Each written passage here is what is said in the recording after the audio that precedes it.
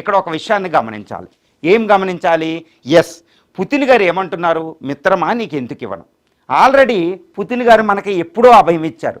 ఈ బాంబర్లు కొనుక్కోండి, ఇవి చాలా చాలా చాలా పెద్ద బాంబర్లు అనమాట. ఈ బాంబర్ కాస్ట్ ఎంత ఉంటుందంటే ఒక్కొక్క దాని కాస్టు $250 మిలియన్.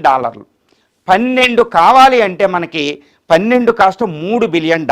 సుమారు మనం ఇప్పుడున్న కాస్ట్లో 27,000 కోట్ల రూపాయలతో ఈ TE-165M బాంబర్స్ మనం కొనవలసి వస్తుంది అనమాట. అంటే $3 బిలియన్ అంటే చాలా ఎక్కువ. కానీ ప్రస్తుత భారతదేశానికి అది పెద్దది ఏం కాదు. ఎందుకు భారతదేశానికి కావాలంటే భారతదేశం ఇప్పుడు యుద్ధం చేయబోతే 3 దేశాలతో ఒకేసారి యుద్ధం చేయవలసి వస్తుంది. ఇప్పటి వరకు 2 ఫ్రంట్ వార్, ఇప్పుడు 3 ఫ్రంట్ వార్ అయిపోయిందండి ఇది. ఇదే విధంగా భారతదేశం ఇప్పుడు ప్రపంచంలో అతిపెద్ద ఆర్థిక శక్తిగా మనం ఎదగబోతున్నాం. మీకు ఒక డిఫెన్స్ మ్యాగజైన్స్లో పెద్ద పెద్ద రీసెర్చ్ ఆర్టికల్స్ కూడా మనకి పబ్లిష్ అవ్వడం మనం చూస్తూ ఉంటాం అనమాట.